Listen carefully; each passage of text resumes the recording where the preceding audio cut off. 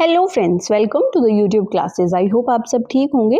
तो आज इस वीडियो में हम डिस्कस करेंगे assessment and identification of needs paper से यूनिट 4, जो कि है assessment at adult and vocational levels. तो इसमें हमारा सबसे पहला टॉपिक है significance of assessment for independent living of PWIDs। तो इसमें हम समझेंगे कि पर्सन विद इंटेलेक्चुअल डिसेबिलिटी के इंडिपेंडेंट लिविंग के लिए असेसमेंट जो है वो इम्पोर्टेंट क्यों है।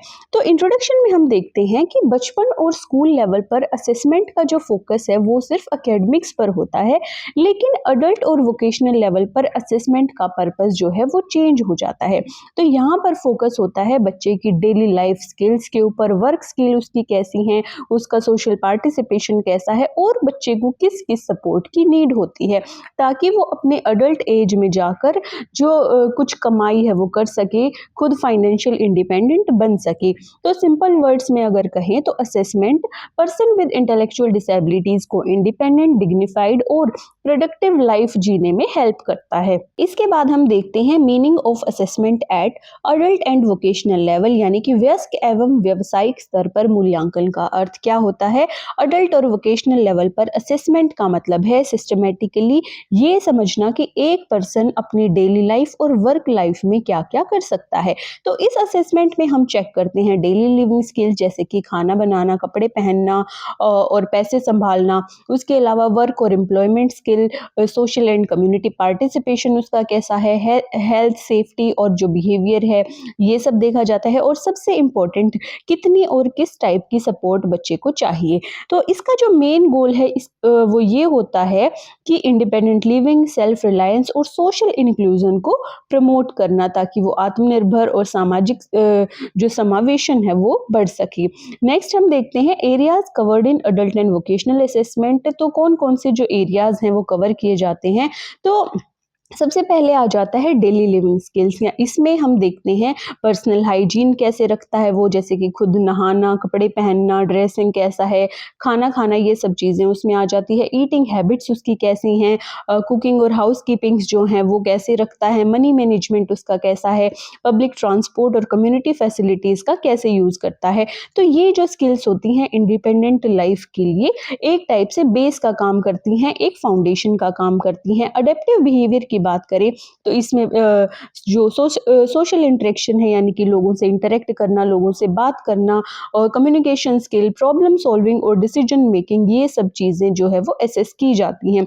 वोकेशनल इसके अलावा जो अडेप्टिव बिहेवियर है, ये skills person with intellectual disability को सोसाइटी में एडजस्ट होने में काफ़ी हेल्प करती हैं। उसके बाद वोकेशनल स्किल्स की बात करें तो इसमें time, punctuality, responsibility, job specific skills, जो इंस्ट्रक्शंस हैं उनको फॉलो करना, वर्क एंड्योरेंस एंड प्रोडक्टिविटी, ये सब चीज़ें असेस की जाती हैं। तो इससे डिसाइड किया जाता है कि कौन सी जॉब है वो किसी व्यक्ति के लिए सुटेबल है और उसे किस टाइप की ट्रेनिंग की नीड है। उसके बाद हम देखते हैं सोशल एंड कम्युनिटी लिविंग में, यहाँ पर असेस किया जाता है जो पर्सन विद इंटेलेक्चुअल डिसेबिलिटी है वो रिलेशनशिप्स कैसे बना रहा है, कम्युनिटी एक्टिविटीज़ में कैसे पार्टिसिपेट कर रहा है, और फ्री टाइम में यानी कि हम कह सकते हैं अवकाश या मनोरंजन के समय में उसका जो बिहेवियर है वो कैसा है, वो इस टाइम को कैसे स्पेंड करता है। तो इससे ये होता है जो बच्चे का आइसोलेशन है वो कम हो जाता है और जो कॉन्फिडेंस है वो बढ़ता है।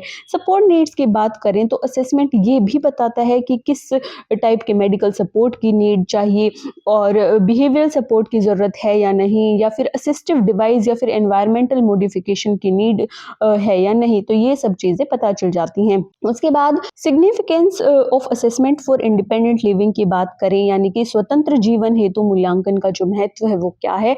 तो इसमें हम देखते हैं कि असेसमेंट इतना इंपॉर्टेंट क्यों है। तो सबसे पहले देखते हैं identification of individual strength and needs. तो व्यक्तिगत क्षमताओं और आवश्यकताओं की पहचान, इसमें असेसमेंट क्लियरली बताता है कि पर्सन क्या इंडिपेंडेंटली कर सकता है और कहाँ पर उसे सपोर्ट की रिक्वायरमेंट है। तो इससे क्या होता है, जो रियलिस्टिक प्लानिंग है वो पॉसिबल हो जाती है, हमें अच्छे से पता चल जाता है कहाँ पर सपोर्ट चाहिए और क्या ये खुद कर सकता है। उसके बाद देखते हैं प्लानिंग इंडिविजुअलाइज्ड सपोर्ट प्रोग्राम्स। तो ये जो इंडिविजुअलाइज सपोर्ट प्रोग्राम्स हैं उनको भी प्लान करने में हेल्प करता है। अगर हम असेसमेंट करते हैं तो इंडिविजुअलाइज्ड रिहैबिलिटेशन प्लान्स हो गए, इंडिविजुअलाइज्ड वोकेशनल प्लान हो गए, ये सब प्लान करने में हेल्प मिलती है। तो जो सपोर्ट होता है वो रियल नीड्स पर बेस्ड होता है, यानी कि जो उसके रियल नीड्स है, एक्चुअल नीड्स है, उन्हीं के ऊपर जो सपोर्ट प्लान है वो बनाया जाता है, किसी भी टाइप के अजम्पशंस पर नहीं कि हाँ भाई हम ये अंदाज़ा लगाकर कुछ काम करें। तो ऐसा नहीं होता है, जो रियल नीड्स होती हैं उन्हीं के ऊपर कोई भी जो प्लान है वो है कोई चीज़ वो की जाती है। उसके बाद है प्रमोटिंग वोकेशनल इंडिपेंडेंस। इससे सुटेबल जॉब आइडेंटिफाई करने में हेल्प मिलती है, स्किल ट्रेनिंग प्लान करने में हेल्प मिलती है, सपोर्टेड एम्प्लॉयमेंट या ओपन एम्प्लॉयमेंट ये डिसाइड करने में हेल्प मिलती है। तो इससे इकोनॉमिक इंडिपेंडेंस जो है और सेल्फ एस्टीम जो है वो दोनों चीज़ें बढ़ती हैं। उसके बाद बात करते हैं improving adaptive and social skills या enhancing adaptive and social skill. तो इससे पता चलता है कि कम्युनिकेशन में क्या इम्प्रूव करना चाहिए, सोशल बिहेवियर में क्या चेंज होने चाहिए। इससे person with intellectual disability society में कॉन्फिडेंट फील कर सकता है। इसके बाद हम देखते हैं फैसिलिटेटिंग कम्युनिटी इंटीग्रेशन, यानी कि सामुदायिक एकीकरण में सहायता करने में ये कैसे हेल्प करता है। तो असेसमेंट ये इंश्योर करता है कि कम्युनिटी बेस्ड सपोर्ट उसे चाहिए या नहीं, असिस्टिव डिवाइस की नीड उसे है या नहीं, या फिर एनवायरमेंटल मॉडिफिकेशंस की नीड उसे है या नहीं। तो इनका रिजल्ट होता है इंक्लूजन नॉट आइसोलेशन, यानी कि उसे समाज में इंक्लूड करके रखना, उसे आइसोलेट ना करना।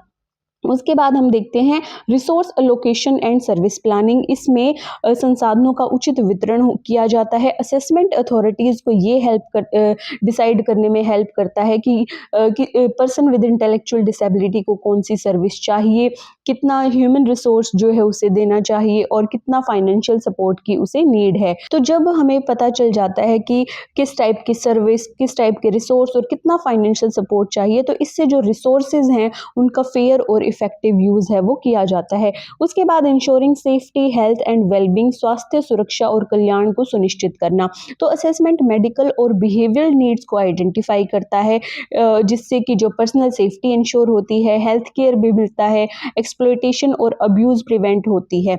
इसके बाद हम देखते हैं supporting decision making and self advocacy, निर्णय निर्माण और आत्म अधिवक्ता कौशल। इसमें assessment person with intellectual disability को एनकरेज करता है अपने खुद के डिसीजंस लेने के लिए, अपने राइट्स को समझने के लिए, अपने अंदर सेल्फ रिस्पेक्ट को, सेल्फ एस्टीम को डेवलप करने के लिए। इसके बाद हम देखते हैं रोल ऑफ असेसमेंट टूल्स। जो असेसमेंट टूल्स होते हैं उनका जो रोल है वो क्या होता है। तो कुछ इंपॉर्टेंट टूल्स होते हैं जैसे कि सपोर्ट इंटेंसिटी स्केल SIS, जिसको हम कहते हैं adaptive behaviour scales, vocational assessment checklist. तो ये टूल साइंटिफिकली मेजर करते हैं किसी पर्सन विद इंटेलेक्चुअल डिसेबिलिटी का इंडिपेंडेंस लेवल कितना है, सपोर्ट की इंटेंसिटी कितनी है और एम्प्लॉयमेंट रीडीनेस उसकी कितनी है। इसके बाद हम बात करते हैं असेसमेंट एंड इंक्लूसिव लिविंग की, समावेशी जीवन और मूल्यांकन की। तो असेसमेंट इंक्लूसिव लिविंग को सपोर्ट करता है। कैसे सपोर्ट करता है, डिपेंडेंसी को कम करके उसको इंडिपेंडेंट बना के, फंक्शनल इंडिपेंडेंस जो है उसे बढ़ाकर, यानी कि आत्मनिर्भरता को बढ़ा के, डिग्निटी, इक्वालिटी और पार्टिसिपेशन को प्रमोट करके। तो पर्सन विद इंटेलेक्चुअल डिसेबिलिटी को सोसाइटी का एक्टिव मेंबर जो है वो बनाता है।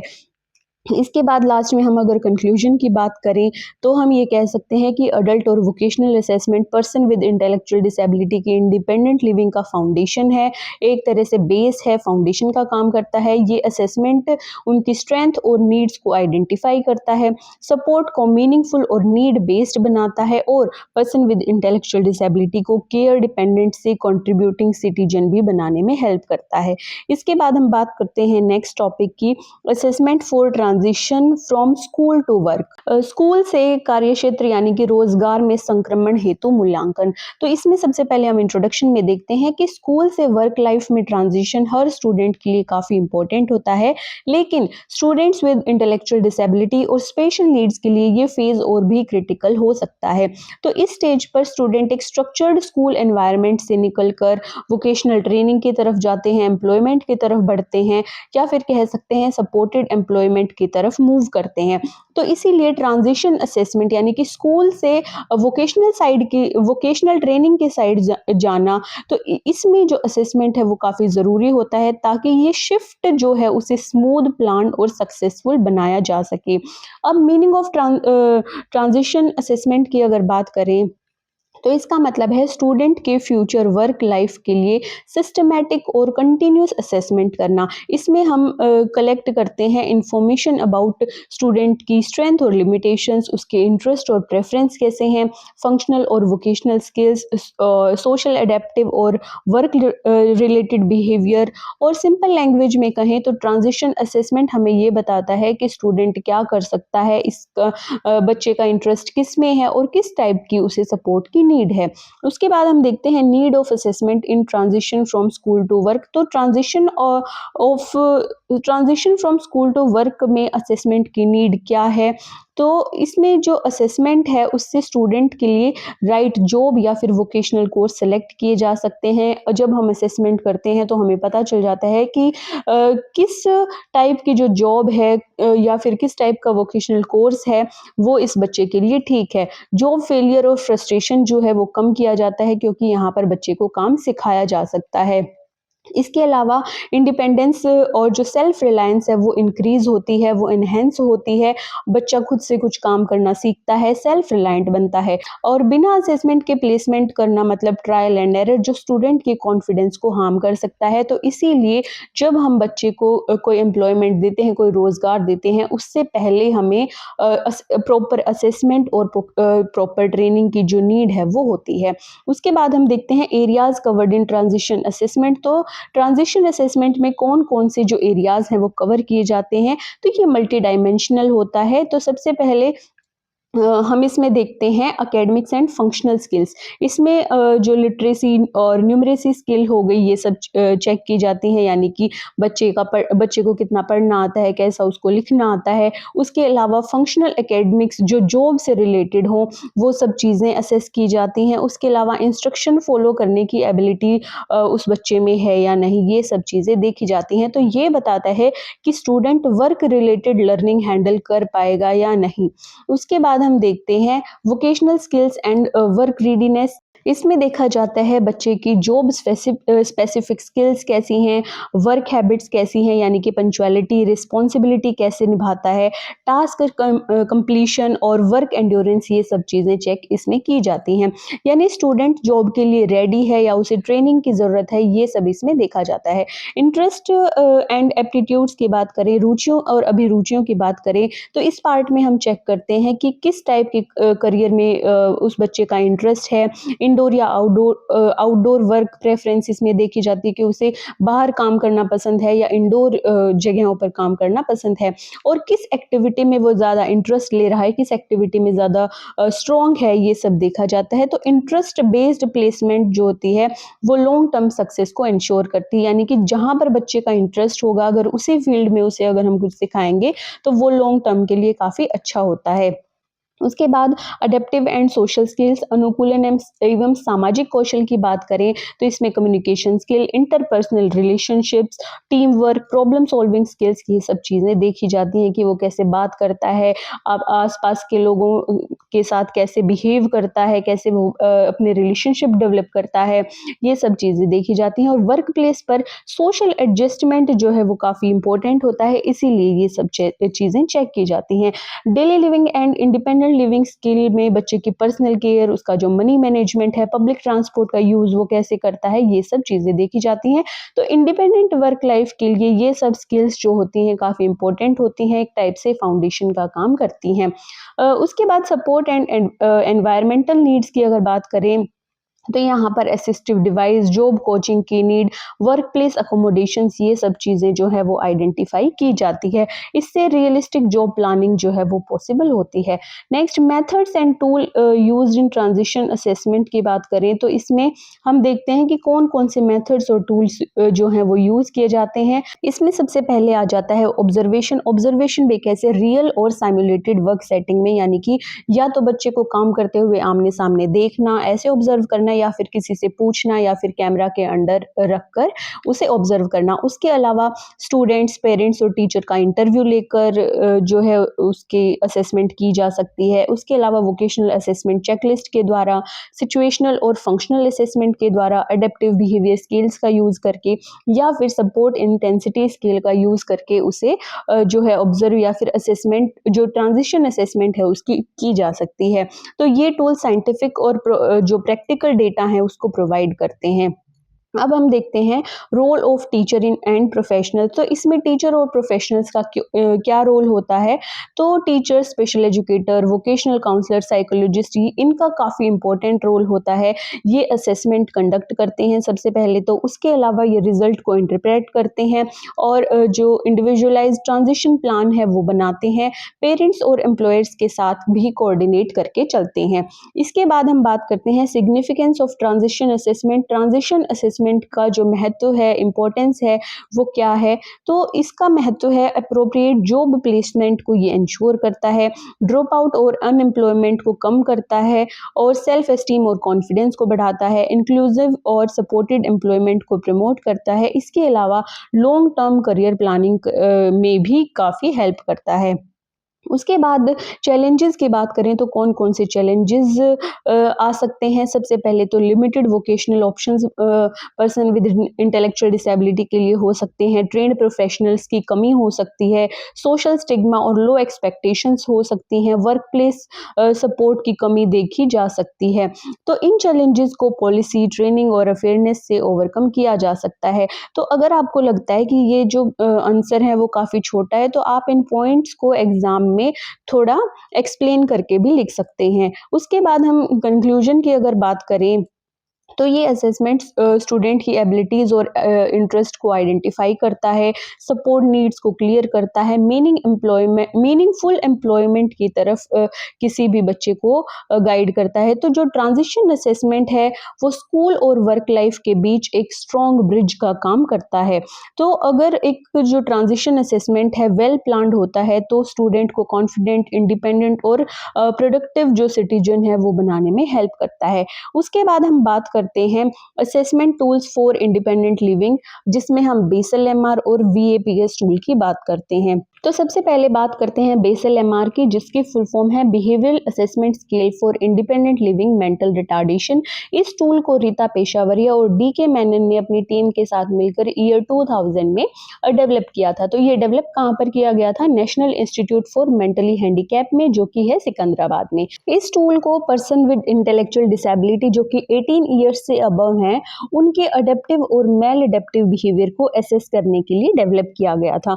तो जो बेसल एमआर है उसके दो पार्ट हैं, पार्ट ए और पार्ट बी। पार्ट ए में जो है कुछ स्किल्स चेक की जाती हैं, जैसे कि personal care, food management, house hold task and responsibility, उनका वर्क और फंक्शनल लिटरेसी, सोशल कम्युनिकेशन। और जो पार्ट बी है, पार्ट बी में बच्चे का जो प्रॉब्लम बिहेवियर चेकलिस्ट है वो है। इसमें जो बिहेवियर से रिलेटेड हम कह सकते हैं कि पार्ट बी है। इसमें फिजिकल हार्म टुवर्ड्स अदर, यानी कि दूसरों के साइड जो फिजिकल हार्म करता है या नहीं, प्रॉपर्टी को डैमेज करता है या नहीं, दूसरों के साथ कैसा बिहेवियर है, टेम्पर इश्यूज उसके कैसे हैं, सेल्फ इंजूरियस बिहेवियर कैसा है, इसके अलावा रिपीटेटिव बिहेवियर यदि वो करता है, ओड बिहेवियर उसका कोई है, इसके अलावा हाइपर एक्टिविटी, फियर, ये सब चीज़ें पार्ट बी में चेक की जाती हैं। इसके बाद अगर हम स्कोरिंग की बात करें तो पार्ट ए में जो स्कोरिंग है वो 0 से 5 तक की जाती है। अगर बच्चे पर वो कोई चीज़ एप्लीकेबल नहीं है तो वहाँ पर 0 आएगा। अगर टोटली डिपेंडेंट है किसी चीज़ पर तो 1 स्कोर करेंगे। अगर हम कोई काम फिजिकल प्रॉम्प्ट से करवा रहे हैं तो 2, वर्बल प्रॉम्प्ट देकर अगर करवा रहे हैं तो 3, क्लू या फिर मॉडलिंग से अगर करवाते हैं तो 4, अगर बच्चा खुद से वो काम कर लेता है, इंडिपेंडेंट है, तो हम उसको 5 स्कोर करते हैं। उसके अलावा जो हमारा पार्ट बी है जिसमें प्रॉब्लम बिहेवियर को जो चेक किया जाता है, उसमें अगर वो कभी भी उसका ऐसा बिहेवियर नहीं रहा है तो 0 स्कोर करेंगे। अगर कभी कभी वो काम करता है तो हम 1 स्कोर करेंगे, और अगर वो किसी काम को फ्रिक्वेंटली करता रहता है तो उसमें हम उसको 2 स्कोर करेंगे। इसके बाद हम बात करते हैं VAPS टूल के जिसकी फुल फॉर्म है vocational assessment and programming system. ये जो टूल है वो भी पर्सन विद इंटेलेक्चुअल डिसेबिलिटी के लिए यूज किया जाता है। इसे डेवलप किया था एटी थ्रेशिया कुट्टी ने सन 1991 में और इसे डेवलप किया गया था national institute for mentally handicap जो कि सिकंदराबाद में है वहां पर। तो इसमें मेनली 5 जो चीजें हैं वो असेस की जाती हैं। सबसे पहले आ जाता है वोकेशनल प्रोफाइल। इसमें पर्सन विद इंटेलेक्चुअल डिसेबिलिटी का आइडेंटिफिकेशन डेटा जिसमें कि name, age, date of birth, ये सभी जो पर्सनल इंफॉर्मेशन है वो सब लिखा जाता है। उसके अलावा फैमिली हिस्ट्री में पेडिग्री चार्ट बनाया जाता है। सोशियो इकोनॉमिक स्टेटस कैसा है पेरेंट्स का, उनकी जो मंथली इनकम है वो कितनी है, ये सब लिखा जाता है। जेंडरिक स्किल्स जिसमें कि personal, social, safety, occupational skills आ जाती हैं। उसके अलावा एसोसिएटेड कंडीशन यानी कि इंटेलेक्चुअल डिसेबिलिटी के अलावा और कौन सी कंडीशन है, यानी कि फिजिकली हैंडीकैप, हियरिंग हैंडीकैप या फिर विजुअल साइकेट्रिक फीचर, ये सब चीज़ें उसमें आ जाती है। ट्रेनिंग रिसीव्ड यानी कि नॉर्मल स्कूल, स्पेशल स्कूल में या फिर वोकेशनल ट्रेनिंग सेंटर पर अगर उसने कोई ट्रेनिंग रिसीव की है या नहीं वो बताना है। और डेली रूटीन में उसका सुबह 6 बजे से लेकर रात 9 बजे तक का रूटीन क्या है। उसके अलावा एम्प्लॉयमेंट में उसका एक्सपीरियंस और कहाँ पर किस एरिया में उसे जो रिक्वायरमेंट है वो चाहिए, जैसे कि मेडिकल, एजुकेशनल, फैमिली काउंसलिंग, ये सब चीज़ें उसमें लिखी जाती हैं। इसके अलावा सेकंड की बात करें तो जेनरिक स्किल असेसमेंट चेकलिस्ट होती है। इसकी जो स्कोरिंग है वो टिक या फिर क्रॉस का साइन लगाकर की जाती है। जेनरिक स्किल में 8 डोमेन्स होते हैं जैसे कि personal, communication, social behaviour, functional academic, safety skill, domestic behaviour, mobility and hand functioning, occupational. इन सभी डोमेन्स में टोटल 80 आइटम्स होते हैं। जैसे कि पर्सनल डोमेन्स में कुछ 4 चीज़ें पूछी जाती हैं, उसमें देखा जाता है 4 चीज़ों में से कितनी वो कर सकता है, कितनी नहीं। सेम ऐसे ही सभी जो डोमेन्स हैं वो चेक किए जाते हैं। उसके बाद थर्ड आता है जॉब एनालिसिस। तो बच्चे के लिए एक जॉब सेलेक्ट की जाती है कि इस फील्ड में उसे ट्रेनिंग दी जाएगी। जॉब सिलेक्शन के बाद जो मेन वर्क एरिया है वहाँ पर 9 चीज़ें उसकी चेक की जाती हैं। फिर एडिशनल ड्यूटीज़ में 4 चीज़ें चेक की जाती हैं और वर्क रिलेटेड जो स्किल हैं उसमें बच्चे की 4 चीज़ें चेक की जाती हैं। और यहाँ पर scoring independent, modelling, verbal prompting, physical prompting और टोटली डिपेंडेंट इस फॉर्म में की जाती है। फोर्थ आ जाता है वर्क बिहेवियर असेसमेंट। अब जो बच्चा काम कर रहा है उसमें उसका बिहेवियर कैसा है उसकी असेसमेंट की जाती है।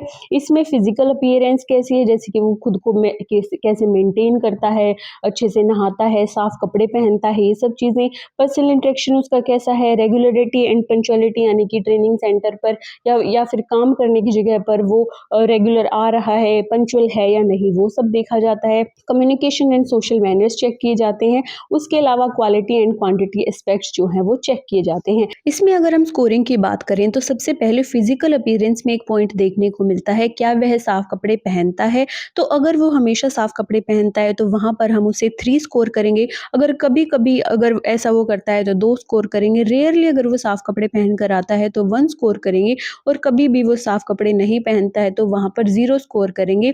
तो 3, 2, 1, 0 में जो इसकी स्कोरिंग है वो की जाएगी। इसके बाद 5th पॉइंट आता है इवैल्यूएशन रिपोर्ट। इवैल्यूएशन रिपोर्ट में हमें अपनी पूरी इवैल्यूएशन लिखनी है कि स्टार्टिंग में जो उसका इंट्रोडक्शन से लेकर एंड तक उसकी ट्रेनिंग सिखाने से लेकर उसने क्या सीखा है, उसका कैसा बिहेवियर रहा है, ये सब चीज़ें हम इवैल्यूएशन रिपोर्ट में लिखते हैं। इसके बाद हम देखते हैं हमारा next topic provisions and schemes of MOSJ for vocational skill development. यहाँ पर MOSJ का मतलब है ministry of social justice and empowerment. तो इस टॉपिक में हम समझेंगे कि ये मिनिस्ट्री वोकेशनल स्किल डेवलपमेंट के लिए कौन कौन सी स्कीम्स और प्रोविजंस प्रोवाइड करती है। तो सबसे पहले इंट्रोडक्शन में देखते हैं कि MOSJ का मेन फोकस होता है डिसएडवांटेज्ड और मार्जिनलाइज्ड ग्रुप पर फोकस करना। तो जैसे कि इसमें आ जाते हैं person with disability, schedule caste, backward class और सफाई कर्मचारी। इस मिनिस्ट्री का गोल होता है लोगों को स्किल देना ताकि वो जॉब के लिए रेडी हो सके, सेल्फ रिलायंट बन सके और सोसाइटी की मेन स्ट्रीम में शामिल हो सके। MOSJ के कुछ मेन ऑब्जेक्टिव्स की अगर हम बात करें तो इनका मेन एम होता है मार्जिनलाइज्ड ग्रुप की एम्प्लॉयबिलिटी स्किल को इम्प्रूव करना, उनकी स्किल को इतना इम्प्रूव करना कि उनको आगे जाकर काम मिल सके। उसके अलावा सेल्फ एम्प्लॉयमेंट और एंटरप्रेन्योरशिप को प्रमोट करना, इंक्लूसिव ग्रोथ इंश्योर करना जिसमें कोई भी पीछे ना रहे। उसके अलावा पॉवर्टी और सोशल एक्सक्लूजन को कम करना, इसके अलावा इंडिपेंडेंट लिविंग और इकोनॉमिक एम्पावरमेंट को सपोर्ट करना, अगर सिंपल वर्ड्स में कहें तो लोगों को काम के लायक बनाना और उन्हें आत्मनिर्भर बनाना। उसके बाद हम बात करते हैं कुछ मेजर प्रोविजंस एंड स्कीम्स की, जिसमें सबसे पहले आता है दीनदयाल डिसेबल्ड रिहैबिलिटेशन स्कीम, जिसे हम DDRS कहते हैं। तो सबसे पहली स्कीम में हम ये देखते हैं कि इस स्कीम के अंडर NGO को फाइनेंशियल असिस्टेंस दी जाती है। ये NGO पर्सन विद डिसेबिलिटी के लिए vocational training, rehabilitation, job placement और शेल्टर्ड एम्प्लॉयमेंट प्रोवाइड करती है। शेल्टर्ड एम्प्लॉयमेंट का मतलब है कि जहाँ पर उन्होंने काम सीखा वहीं पर उन्हें एम्प्लॉयमेंट देना। तो इस स्कीम का मेन फोकस होता है कम्युनिटी बेस्ड रिहैबिलिटेशन, यानी कि रिहैबिलिटेशन और एम्प्लॉयमेंट कम्युनिटी के अंदर ही जहाँ पर उन्होंने काम सीखा, रिहैबिलिटेशन हुआ उनका, वहीं पर उन्हें एम्प्लॉयमेंट देना। तो मतलब PWDs को सोसाइटी से अलग नहीं बल्कि सोसाइटी के साथ इंटीग्रेट करके चलना। उसके बाद सेकंड आता है national action plan for skill training of person with disabilities. तो ये जो स्कीम है इसका मेन एम होता है पर्सन विद डिसेबिलिटीज को शॉर्ट टर्म स्किल ट्रेनिंग देना, इंडस्ट्री ओरिएंटेड और डिमांड बेस्ड कोर्स पर फोकस करना, यानी कि जिस कोर्स की अच्छी डिमांड है, जिस फील्ड में ज़्यादा काम है उस पर फोकस करना। प्लेसमेंट लिंक ट्रेनिंग प्रोग्राम को एनकरेज करना, यानी कि ट्रेनिंग के बाद जॉब प्लेसमेंट का भी प्लान इसमें होता है। इस स्कीम से पर्सन विद डिसेबिलिटी को रियल मार्केट की डिमांड के अकॉर्डिंग स्किल मिलती है। इससे पता चलता है मार्केट में जिस चीज़ की डिमांड है उसी फील्ड में उनको ट्रेनिंग दी जाती है और वहाँ पर उनको एम्प्लॉयमेंट प्रोवाइड की जाती है। नेक्स्ट हम बात करते हैं ज्ञान प्रभा स्कॉलरशिप स्कीम की। तो इसका ऑब्जेक्टिव है पर्सन विद डिसेबिलिटी को फाइनेंशियल असिस्टेंस प्रोवाइड करना, ताकि वो वोकेशनल ट्रेनिंग, प्रोफेशनल कोर्स और स्किल बेस्ड एजुकेशनल कोर्स जो है उसे परस्यू कर सकें। ये स्कीम स्पेशली उन स्टूडेंट्स के लिए होती हैं जो पैसे की वजह से पढ़ाई या फिर ट्रेनिंग को कंटिन्यू नहीं कर पाते हैं। तो इस स्कीम से एजुकेशन और एम्प्लॉयमेंट के बीच का जो गैप है वो कम किया जाता है। नेक्स्ट हम बात करते हैं national handicapped finance and development corporation की। तो ये एक काफ़ी इम्पोर्टेंट बॉडी है गवर्नमेंट की। ये पर्सन विद डिसेबिलिटी के लिए एजुकेशन, एम्प्लॉयमेंट, एंटरप्रेन्योरशिप के लिए फाइनेंशियल सपोर्ट जो है वो प्रोवाइड करती है। साथ ही ये skill training programme, entrepreneurship development जो ट्रेनिंग होती है, ट्रेनिंग ड्यूरेशन जो होता है वो इनका 1 मंथ से लेकर 6 मंथ तक होता है।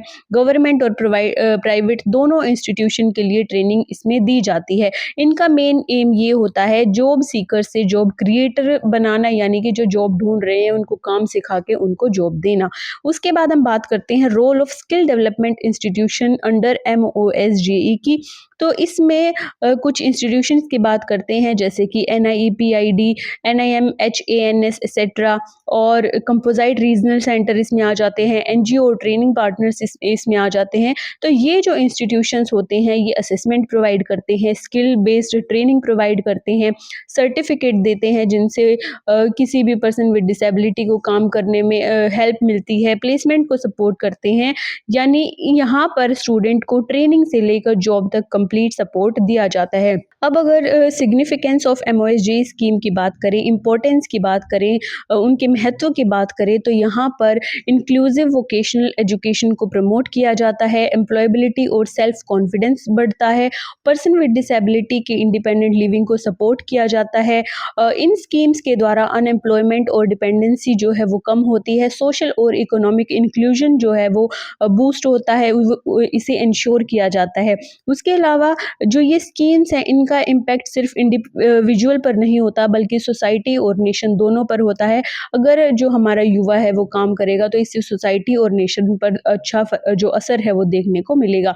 अब चैलेंजेस इन इम्प्लीकेशंस में, अगर इसमें जब हम इन चीज़ों को इम्प्लीमेंट करते हैं तो कहाँ पर चैलेंज जो है वो देखने को मिलते हैं, तो यहाँ पर जो अवेयरनेस की कमी है वो देखी जा सकती है। कई बार ऐसे हो सकता है कि एक्सेसिबिलिटी इशू हो, यानी कि वो चीज़ें लोगों तक ना पहुँच पाए, ट्रेंड इंस्ट्रक्टर या फिर रिसोर्सेज की जो कमी है वो देखने को मिल सकती है। इसके अलावा इंडस्ट्री के साथ लिंक की जो कमी है वो भी यहाँ पर हो सकती है। तो अगर इन चैलेंजेस को एड्रेस किया जाता है और इन पर काम किया जाता है तो इन सभी स्कीम्स को ज़्यादा इम्पैक्टफुल और इफेक्टिव बनाया जा सकता है। अब अगर कंक्लूजन की बात करें तो ministry of social justice and empowerment की स्कीम्स जो हैं वो वोकेशनल स्किल डेवलपमेंट के लिए काफ़ी इंपॉर्टेंट रोल प्ले करती हैं। ये स्कीम्स लोगों को स्किल देती हैं, सेल्फ रिलायंट बनाती हैं, एम्प्लॉयमेंट और एंटरप्रेन्योरशिप को प्रमोट करती है। तो इसी तरह ये जो स्कीम है, ये इकोनॉमिक एम्पावरमेंट, डिग्निटी और इंक्लूसिव डेवलपमेंट को इंश्योर करने में हेल्प करती हैं। इसके बाद हमारा नेक्स्ट टॉपिक है documentation of assessment, result interpretation and report writing. इसके अलावा हम देखेंगे implication of assessment outcome for community living. तो सबसे पहले अगर हम इंट्रोडक्शन की बात करें तो असेसमेंट सिर्फ टेस्ट लेने या डेटा कलेक्ट करने तक लिमिटेड नहीं होता। इसकी रियल वैल्यू तब आती है जब हम असेसमेंट डेटा को प्रॉपरली डॉक्यूमेंट करते हैं, सही तरीके से इंटरप्रेट करते हैं और एक क्लियर मीनिंगफुल रिपोर्ट में प्रेजेंट करते हैं। तो ये प्रोसेस पर्सन विद डिसेबिलिटी के लिए एजुकेशन, वोकेशनल और कम्युनिटी लिविंग प्लानिंग में काफ़ी इंपॉर्टेंट रोल है वो प्ले करती है। तो सबसे पहले हम देखते हैं डॉक्यूमेंटेशन ऑफ असेसमेंट। तो इसका जो मतलब है वो क्या होता है? इसका मतलब ये होता है कि असेसमेंट से रिलेटेड सारी इंफॉर्मेशन को क्लियर, एक्यूरेट और ऑर्गेनाइज्ड मैनर में रिकॉर्ड करना, यानी जो भी डेटा हम कलेक्ट कर रहे हैं, टेस्ट हो गया, ऑब्जर्वेशन हो गई, स्कोर हो गई, किसी भी टाइप का रिमार्क हो गया, उन सब का सिस्टमैटिक जो रिटन रिकॉर्ड है वो बनाकर रखना। अब पर्पस ऑफ डॉक्यूमेंटेशन में हम देखते हैं, इसका पर्पस ये होता है कि जो रिकॉर्ड्स हैं उन्हें परमानेंट मेंटेन करके रखा जाए, कंटिन्यूटी ऑफ सर्विस को सपोर्ट करना, यानी कि सर्विस की कंटिन्यूटी इंश्योर करना, इंटरवेंशन और सपोर्ट प्लानिंग में हेल्प करना, इसके अलावा ट्रांसपेरेंसी और अकाउंटेबिलिटी को मेंटेन करके रखना। सिंपल वर्ड्स में डॉक्यूमेंटेशन बिना असेसमेंट के इनकम्प्लीट होता है, अधूरा होता है। अब कंपोनेंट्स में अगर हम देखते हैं, कंपोनेंट्स में यूजुअली पर्सनल और जो पर्सनल बैकग्राउंड इंफॉर्मेशन है वो आती हैं, कौन से असेसमेंट टूल यूज़ किए गए हैं वो आते हैं, ऑब्जर्वेशन और टेस्ट का रिजल्ट जो है वो उसमें लगाया जाता है, उसके अलावा स्कोर, रेटिंग और क्वालिटेटिव नोट्स जो हैं वो रखे जाते हैं।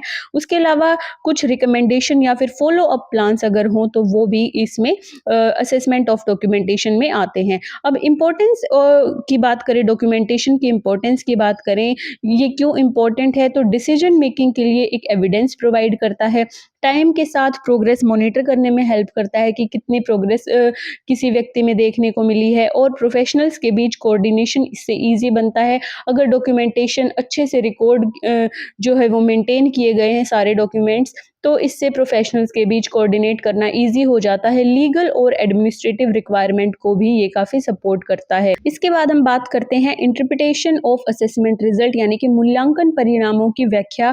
इसका मतलब होता है असेसमेंट की फाइंडिंग को एनालाइज करके उनका रियल लाइफ मीनिंग समझना। इसका मतलब ये नहीं होता कि बस बच्चे का स्कोर देख लिया कि उसने कितना स्कोर किया है असेसमेंट के दौरान, बल्कि ये समझना होता है कि इंडिविजुअल क्या कर सकता है, कहाँ पर उसको सपोर्ट की नीड है और फंक्शनल एबिलिटीज उसकी हैं वो क्या क्या हैं। उसके बाद प्रिंसिपल्स ऑफ रिजल्ट इंटरप्रिटेशन की अगर बात करें तो कुछ इंपॉर्टेंट प्रिंसिपल होते हैं। इंटरप्रिटेशन होलिस्टिक होनी चाहिए, सिर्फ वीकनेस पर नहीं बल्कि स्ट्रेंथ पर भी इसमें फोकस किया जाना चाहिए। कल्चरल और एनवायरमेंटल फैक्टर्स को कंसीडर किया जाना चाहिए। इसके अलावा फंक्शनल और प्रैक्टिकल अप्रोच जो है वो भी अडॉप्ट करनी चाहिए। मतलब असेसमेंट को रियल लाइफ फंक्शनिंग से जोड़कर हमेशा चलना चाहिए, समझना चाहिए। सिग्निफिकेंस ऑफ रिजल्ट इंटरप्रिटेशन की अगर बात करें, इसके महत्व की बात करें, तो एक प्रॉपर इंटरप्रिटेशन रियलिस्टिक गोल आइडेंटिफाई करने में हेल्प करता है, इंडिविजुअलाइज्ड एजुकेशन, ट्रांजिशन या सपोर्ट प्लान बनाने में गाइड करता है, मिसलेबलिंग और ओवर डायग्नोसिस से बचाने में हेल्प करता है, फैमिलीज को इंफॉर्म्ड डिसीजन लेने में भी काफ़ी हेल्प करता है। इसके बाद आता है रिपोर्ट राइटिंग। रिपोर्ट राइटिंग का जो मतलब है वो होता है असेसमेंट के रिजल्ट को एक सिंपल, क्लियर और अंडरस्टैंडेबल फॉर्मेट में प्रेजेंट करना, ताकि पेरेंट्स, टीचर, एडमिनिस्ट्रेटर और कम्युनिटी एजेंसी इजीली उस रिपोर्ट को समझ सके। सिंपल वर्ड में सभी चीज़ों को प्रेजेंट करना। अब इसकी एक जो गुड रिपोर्ट होती है उसकी कैरेक्टरिस्टिक्स की बात करें तो वो कैसी होती है? सिंपल और नॉन टेक्निकल लैंग्वेज उसमें यूज़ की जाती है ताकि वो पढ़ने से सबको समझ आ जाए। ऑब्जेक्टिव और फैक्चुअल होती है। स्ट्रेंथ और नीड्स का जो बैलेंस डिस्क्रिप्शन उसमें होता है। इसके अलावा क्लियर रिकमेंडेशन और एक्शन प्लान जो है वो रिपोर्ट में लिखा जाता है। और एक अच्छी रिपोर्ट का जो मेन एम ये होता है कि उसको पढ़कर अच्छे से समझना और सॉल्यूशन उसका देना। इसके बाद contents of an assessment report की बात करें कि कौन-कौन से जो कंटेंट्स इसमें यूज़ किए जाते हैं, कौन-कौन सी चीज़ें इंक्लूड करनी होती हैं। सबसे पहले होता है असेसमेंट का पर्पज़ कि जो असेसमेंट है वो क्यों की गई है, कौन-कौन से टूल्स और मेथड यूज़ किए गए हैं और फाइंडिंग्स की जो समरी होती है वो इसमें लगाई जाती है। इंटरप्रिटेशन ऑफ रिज़ल्ट उसमें ऐड किया जाता है। उसके बाद इंटरवेंशन और सपोर्ट के लिए जो रिकमेंडेशंस होती हैं वो उस रिपोर्ट में लिखी जाती हैं।